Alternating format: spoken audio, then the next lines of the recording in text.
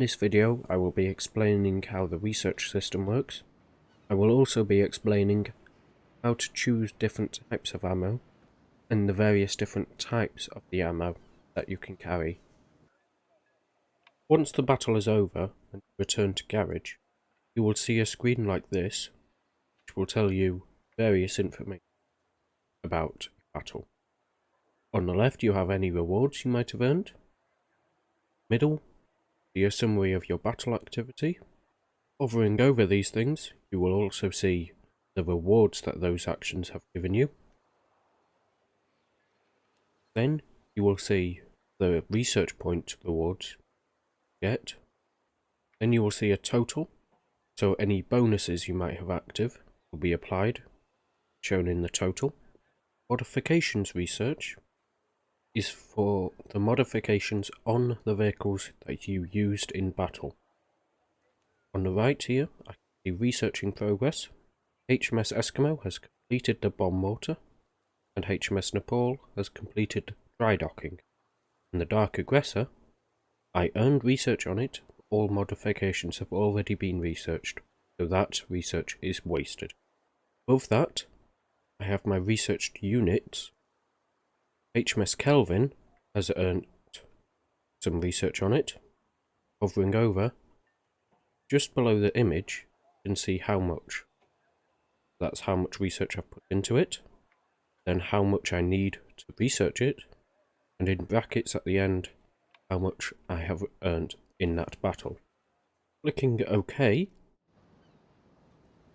Since I have completed research, it will already bring up the modifications menu. Here, I can see that I've researched the bomb mortar, so it is now available for purchase. Turning on auto purchase modifications means that when you close this window, it will buy anything that you have researched, such as the bomb mortar. Clicking spend at the bottom will spend my research. However, it doesn't do this in the most predictable manner, and it will sometimes research modules that you didn't want. So I'm going to go ahead and research some ammo.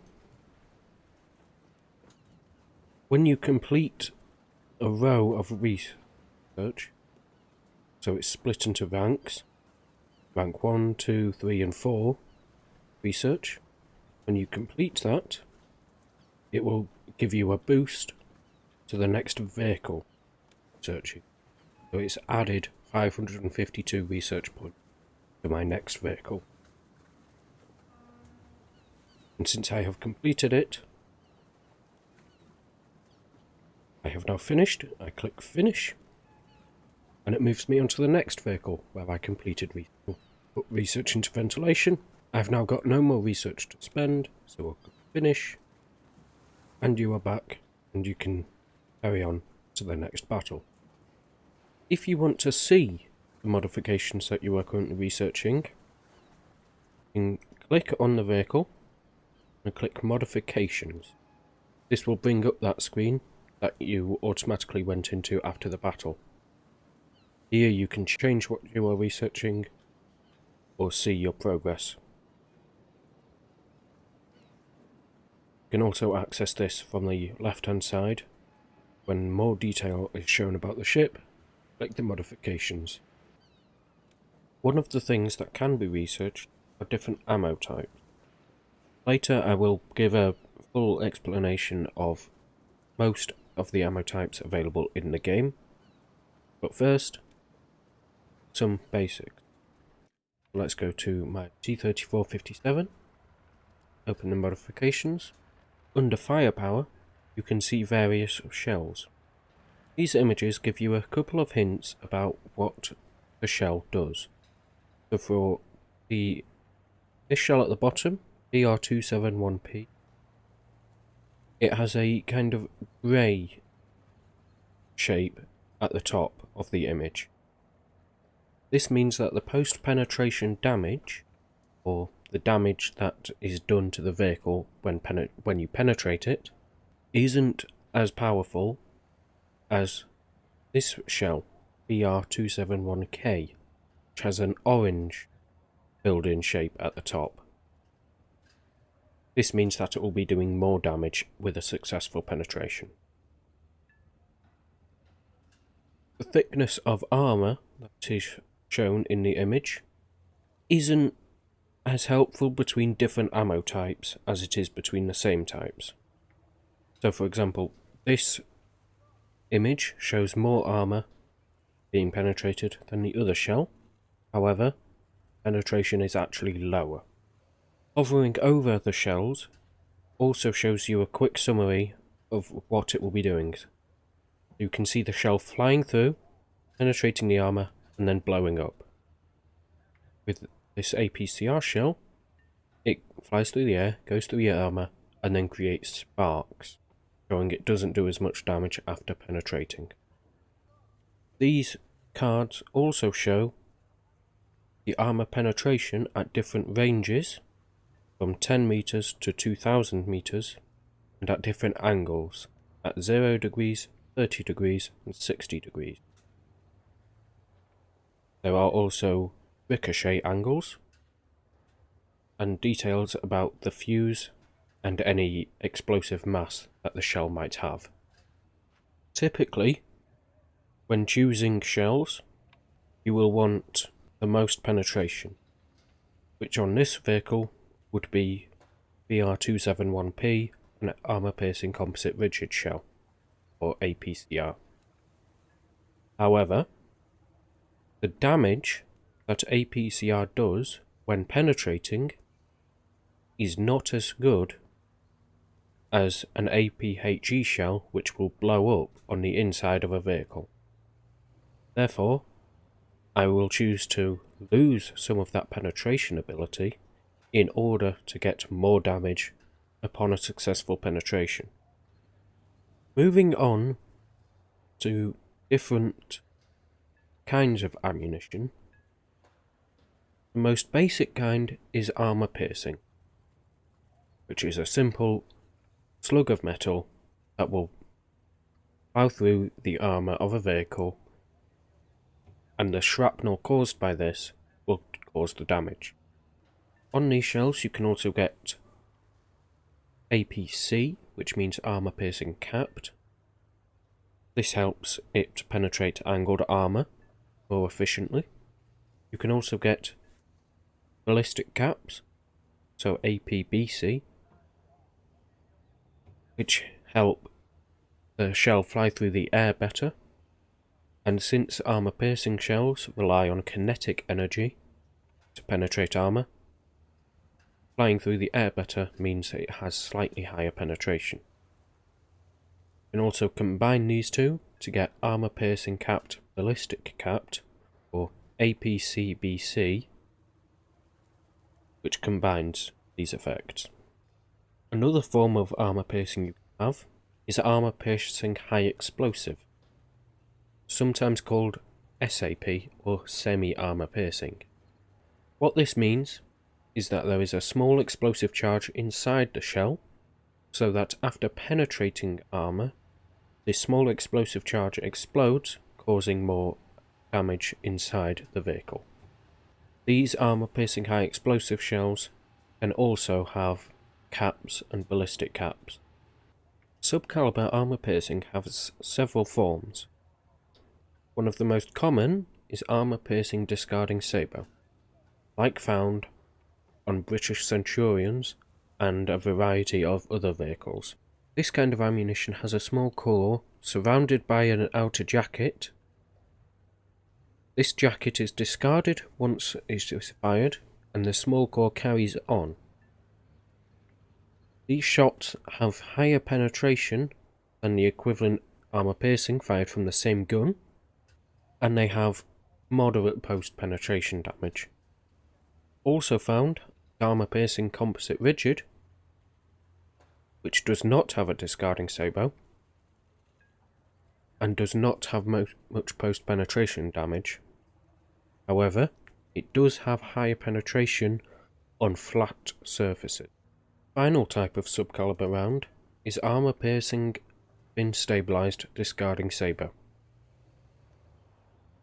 This looks like a large dart which has fins at the back and has much higher penetration. But this is a modern round and is only found on the more modern vehicles. Moving on to chemical rounds, the most common type is high explosive, which is simply a lot of explosive that as soon as it hits a bit of armour will explode. In game, this can cause overpressure damage against thinly armoured vehicles. However, it is mostly useless against heavily armoured vehicles.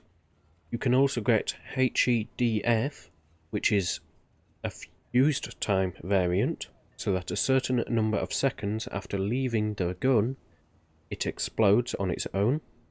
Another variant of this is HEVT, which is a proximity fuse, so that when it is close enough to a vehicle, it also explodes.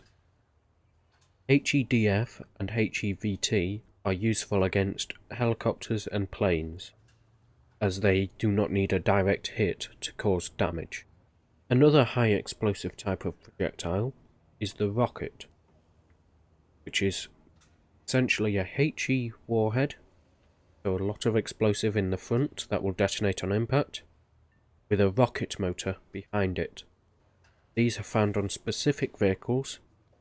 Other kinds of high explosive shells are high explosive squash head.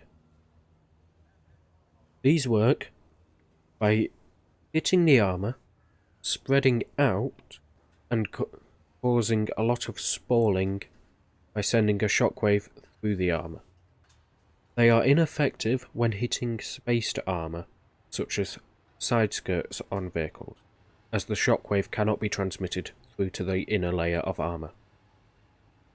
They are also ineffective for most vehicles, as they require a large calibre round to have enough explosive power to cause a noticeable effect.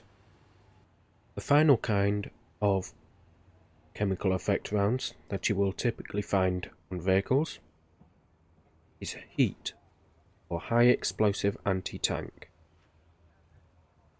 This comes in two variants, heat alone and heat FS, which stands for fin stabilized.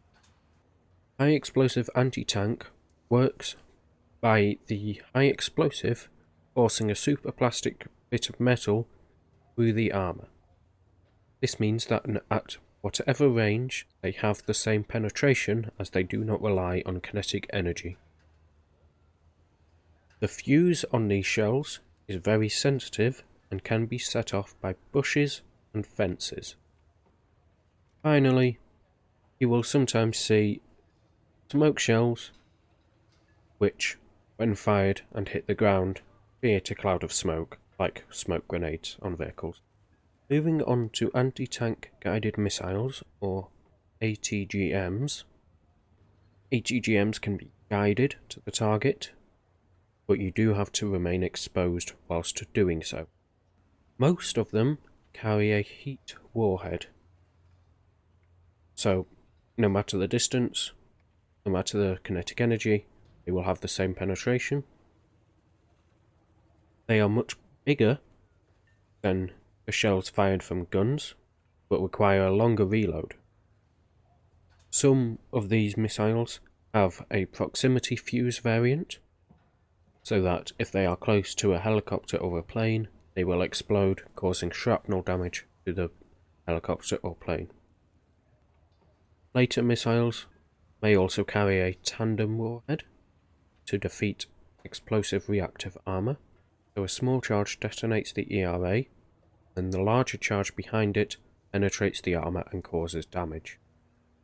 Some ATGMs are just a HE charge, so a large explosion like a HE shell. Final type of ATGM is the surface-to-air missile. These can be manually guided, but also have heat and radar seeking options. They generally carry a large explosive mass with a proximity fuse, so that when they are near a plane, they explode, causing large shrapnel damage to the plane. Thank you for watching this video. If you have any comments or feedback, please leave them in the comments below.